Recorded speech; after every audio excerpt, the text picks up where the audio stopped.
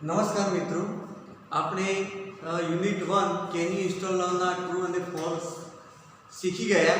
हवे बीजो पार्ट જોઈએ यूनिट 2 स्टैंडर्ड 12 ધોરણ 12 ના જે यूनिट 2 છે એના બીજો જે પાર્ટ 2 છે यूनिट 2 એક અનફોરગેટેબલ વર્લ્ડ ડિઝની। મિત્રો આપણે પાઠ ભણ્યા છીએ અનફોરગેટેબલ વર્લ્ડ ડિઝની।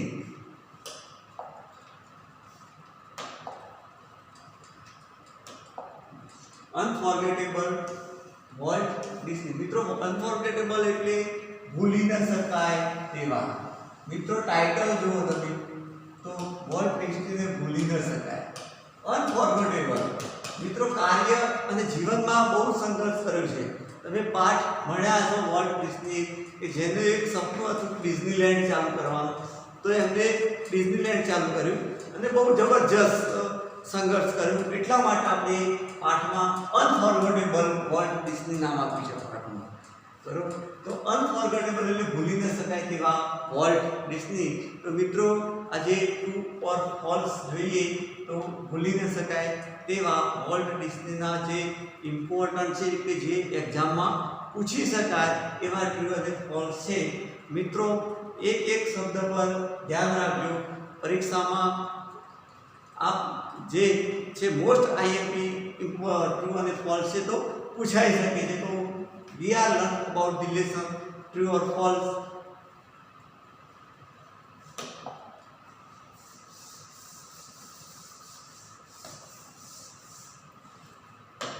मित्रों पहलू छे world is alive today. World आजे पण जीवे छे। मित्रों वर्ल्ड जे આપણે ચેપ્ટર ભણ્યા છીએ એના એન્ડમાં વર્લ્ડ છે એ ડાઈડ મૃત્યુ પામે છે, બરોબર। પરંતુ અહીંયા શું કહે છે વર્લ્ડ ઇઝ અલાઇવ। ઇમ્પોર્ટન્ટ છે મિત્રો, ખાસ ધ્યાન રાખજો। વર્લ્ડ હજી જીવે છે એવું કહેવામાં, વર્લ્ડ આજે પણ જીવે છે તો વર્લ્ડ આજે જીવતા નથી, તો આવશે ફોલ્સ। અહીંયા એવું પૂછવામાં what is not alive today, તો વાક્ય ટ્રુ થઈ જશે કે वर्ल्ड डिस्नी આજે પણ જીવતા નથી, બરોબર। તો અહીંયા આવી જશે ટ્રુ, પરંતુ વાક્ય કેવું છે તો world is alive today, world આજે પણ જીવે છે, તો વાક્ય છે ફોલ્સ, ખોટું વાક્ય છે। મિત્રો આપણે પરીક્ષામાં એક ખાસ મહત્વની વાત કરીએ તો જ્યારે ટ્રુ અને ફોલ્સ લખવામાં આપણે ઘણીવાર મિસ્ટેક કરતા હોઈએ છીએ। તો મિત્રો ટ્રુ એટલે એનો સ્પેલિંગ છે TRUE, ટ્રુ એટલે સાચું, જ્યારે ફોલ્સ FALSE, ફોલ્સ એટલે ખોટું। આપણે ટ્રુ ફોલ્સ લખવામાં ઘણીવાર ભૂલો કરતા હોઈએ છીએ। મિત્રો એ ભૂલ થવી જોઈએ નહીં। વાક્ય ભલે આપણે સાચું લખ્યું હોય પણ આપણે TRUE ટ્રુ એટલે ખરું, સાચું, ગુજરાતીમાં કહીએ તો ખરું, અને FALSE ફોલ્સ એટલે ખોટું। તો મિત્રો સ્પેલિંગ મિસ્ટેક ટ્રુ અને ફોલ્સમાં થવી જોઈએ નહીં। આગળ જોઈએ નેક્સ્ટ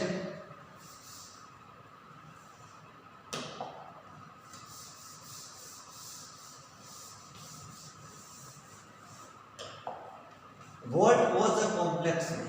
મિત્રો આપણે પાઠ ભણ્યા છીએ અનફોરગેટેબલ વર્લ્ડ ડિસ્ની, તો આપણને ખબર છે કે વર્લ્ડ એક જટિલ માણસ હતા, સરળ સતત સમસ્યાઓમાં જ રહેતા, જટિલ ભર્યું એમનું જીવન હતું। तो what was the complex man, तो जवाब आपसे ट्रू, जवाब શું આવશે ટ્રુ। પરીક્ષામાં પૂછાઈ શકે છે what was the complex man, world એક જટિલ માણસ હતા, તો શું આવશે ટ્રુ। નેક્સ્ટ એ મિત્રો world was full of practical dreams, બરોબર। એ સપના પ્રેક્ટિકલી ફૂલ ઓફ ડ્રીમ્સ ભરેલા ન, પણ એ કેવા હતા સંઘર્ષ કરતા હતા, એટલા માટે અહીંયા છે જવાબ આવશે what was full of practical dreams. जो पूछा है परीक्षा में तो तुम्हारे जवाब से फॉल्स FALSE। आगे जाइए तो vaults uncle's name was Mikel. Vaults uncle name was Mitchell, तो जवाब से फॉल्स, कारण के अंकल वॉल्ट अंकल ना काका નું નામ હતું માઇક। મિત્રો યાદ રાખજો વોલ્ટ્સ અંકલ્સ નેમ વોઝ નીચે લખેલું હોય તો વાક્ય ખોટું, પરંતુ એવું લખેલું હોય કે વોલ્ટ્સ અંકલ્સ નેમ વોઝ બાય, અહીંયા જવાબમાં શું આવશે? ટ્રુ, સાચું, ખરું.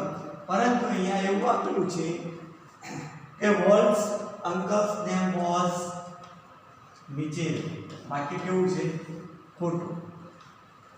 આગળ જોઈએ ભાઈ, an old fashioned train was one of the first attraction at Disneyland. મિત્રો જ્યારે વોલ્ટે ડિઝનીલેન્ડ બનાવ્યું, આપણે પાઠ ભણ્યા છે તો શું કહે છે કે an old fashioned જૂના જમાનાની train was one of the first attraction, એટલે કે એ પહેલા જ આકર્ષણનું કેન્દ્ર ડિઝનીલેન્ડમાં જૂના જમાનાની ટ્રેન એ પ્રથમ આકર્ષણનું કેન્દ્ર બની. બરોબર, સાચી વાત છે મિત્રો. શું આવશે? ટ્રુ. બરોબર, શું આવશે? ટ્રુ. આપણે ભણ્યા છીએ, આપણને ખબર છે કે ડિઝનીલેન્ડમાં આ પ્રથમ આકર્ષણનું કેન્દ્ર ઓલ્ડ ફેશનની જે જૂના જમાનાની ટ્રેન હતી એ છે. નેક્સ્ટ જોઈએ મિત્રો આપણે,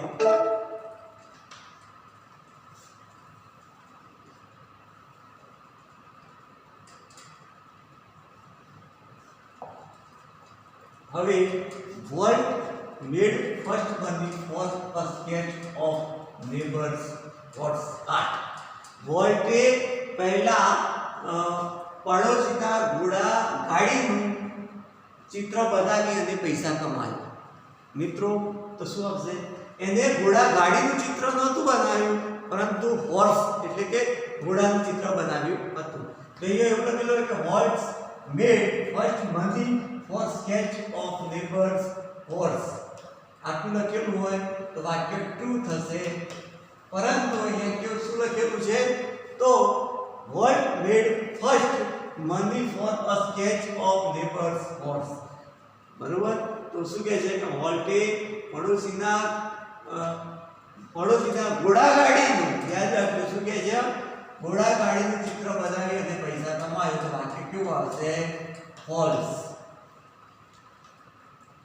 આપણને ખબર છે મિત્રો, આપણે પાઠ ભણ્યા છીએ કે વોલ્ટ છે એને ઘોડાગાડીનું ચિત્ર નહોતું બનાવ્યું, પણ પાડોશીના ઘોડાનું ચિત્ર બનાવી અને તે પૈસા કમાયો હતો. નેક્સ્ટ જોઈએ,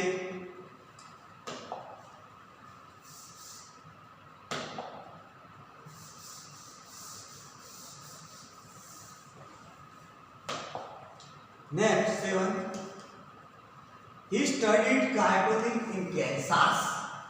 મિત્રો વોલ્ટ કેન્સાસમાં કાર્ટૂનિંગ શીખ્યો હતો? તો ના, એ ક્યાં શીખ્યો હતો? તો શિકાગો. બરોબર, ક્યાં શીખ્યો હતો? શિકાગોમાં. તો he studied cartooning in Kansas હોય તો શું આવશે? ફોલ્સ. બરોબર, he studied cartooning in Kansasમાં નહીં, પણ શિકાગોમાં શીખ્યો હતો. શિકાગોમાં એ શીખ્યો હતો. મિત્રો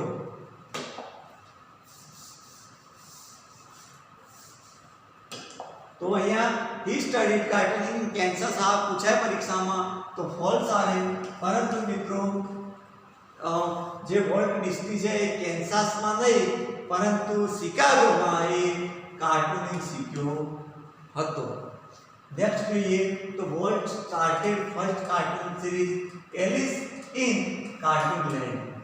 મિત્રો એલિસે શું કહેવા માંગે છે કે પહેલી કાર્ટૂન સિરીઝ તૈયાર કરી જેનું નામ હતું એલિસ ઇન કાર્ટૂનલેન્ડ. વાત સાચી છે મિત્રો, આપણે શરૂઆત એને કરી હતી. એ ફિલ્મોમાં ભલે એને સફળતા ન મળી, પરંતુ શરૂઆત જો ફિલ્મ હતી એ એલિસ કાર્ટૂનલેન્ડ હતી. તો એ જવાબ આવશે ટ્રુ. સમજણ પડે છે મિત્રો? Okay. Next 9. Roy Edward was Walt Disney's brother. મિત્રો રોય એડવર્ડ કોણ હતો? તો વોલ્ટ ડિસ્નીનો નેફ્યુ હતો, ભત્રીજો હતો. નેફ્યુ પણ કહી શકાય. બરોબર, તો રોય એડવર્ડ છે એ વોલ્ટ ડિસ્નીનો નેફ્યુ અથવા નેફ્યુ એટલે કે ભત્રીજો હતો.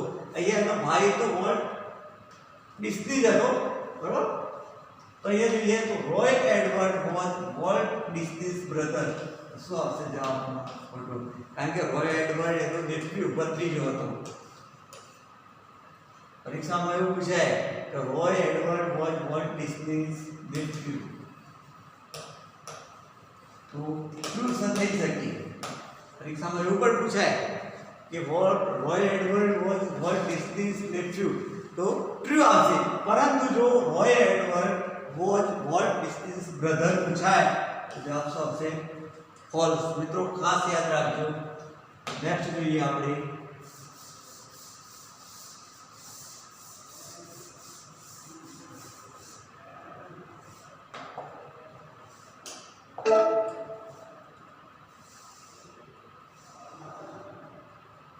દસમા જોઈએ 10th.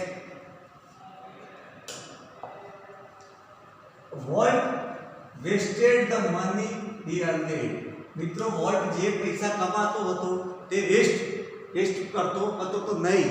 મિત્રો વોલ્ટ જે પૈસા કમાતો હતો એનો એ આગળ એ પૈસાને સંઘર્ષ કરી અને ડિઝનીલેન્ડ બનાવવાનું વિચારી, કોઈ કાર્ટૂન સિરીઝ બનાવવાનું વિચારતો હતો. પરંતુ અહીંયા એવું લખેલું છે કે volt vested the money he earned. Volt જે પૈસા કમાતો હતો એ વેસ્ટ કરતો હતો, તો શું આવશે? ફોલ્સ. શું આવશે? ફોલ્સ. અહીંયા જોઈએ 11th. Disneyland open in 1965. મિત્રો ડિઝનીલેન્ડનું ઓપન 1965 થયું હતું તો નહીં, 1955 માં ડિઝનીલેન્ડની શરૂઆત કરી હતી, ડિઝનીલેન્ડ ખોલ્યું હતું. બરોબર. તો જે બહુ મિકી માઉસ થી એ સફળ થયો હતો વોલ્ટ ડિઝની, બરોબર. અને જેને ડિઝનીલેન્ડ ખોલ્યું, બરોબર. ડિઝનીલેન્ડ એટલે મિત્રો પ્રાણી સંગ્રહાલય.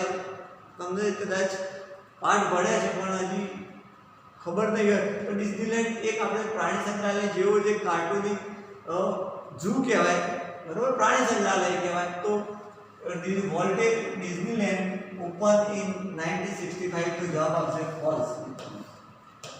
1955 માં જો એવું લખેલું હોય કે ડિઝનીલેન્ડ ઓપન ઇન 1955, તો શું આવશે? ટ્રુ. પરંતુ અહીંયા શું લખેલું છે? તો ડિઝનીલેન્ડ ઓપન ઇન 1965, તો જવાબ આવશે ફોલ્સ. મિત્રો બરાબર સમજજો. ડિઝનીલેન્ડ ઓપન ઇન 1955 આપેલું હોય તો વાક્ય ટ્રુ આવશે. બે પ્રકારના વાક્યો હોઈ શકે મિત્રો. ડિસાઈડ તમારે નક્કી કરવાનું છે કે ટ્રુ કે છે કે ફોલ્સ એક્ઝામમાં. તો ડિઝનીલેન્ડ ઓપન ઇન 1965 હોય તો ફોલ્સ આવે, ડિઝનીલેન્ડ ઓપન ઇન 1955 હોય તો ટ્રુ આવશે. આગળ જોઈએ મિત્રો.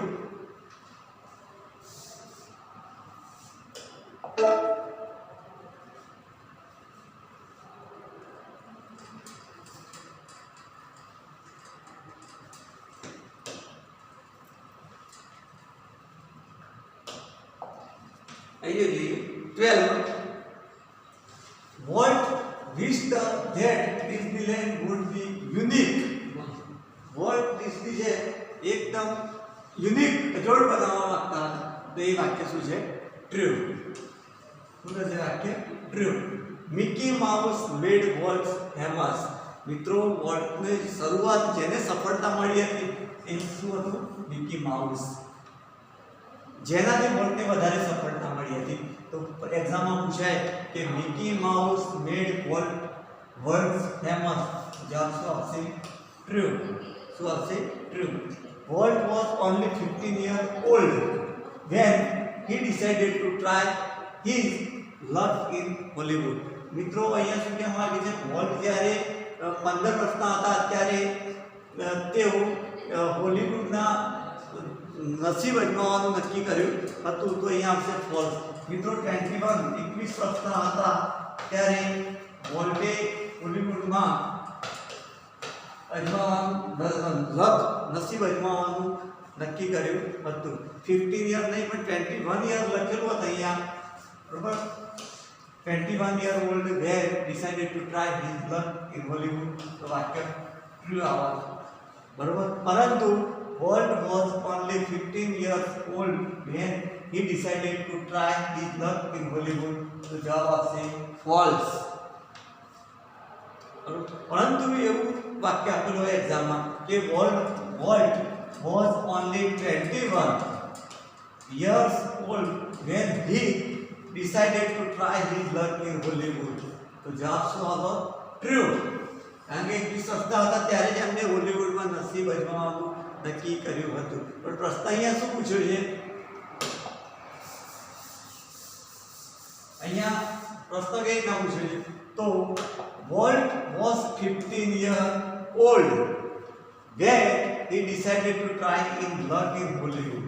મિત્રો પાઠ ભણ્યા હશો તમે અનફોરગેટેબલ વોલ્ટ ડિસ્ની, તેમાં 21 વર્ષે એમને હોલિવૂડમાં નસીબ અજમાવવાનું નક્કી કર્યું હતું. મિત્રો અહીંયા 15 યર છે એટલા માટે અહીંયા શું આવશે? ફોલ્સ.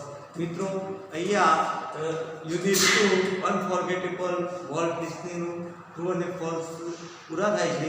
મિત્રો આપણને જો હજુ કમ્પ્લીટલી એક્ઝામમાં પૂછાય એ પ્રમાણે તૈયાર કરાયા છે.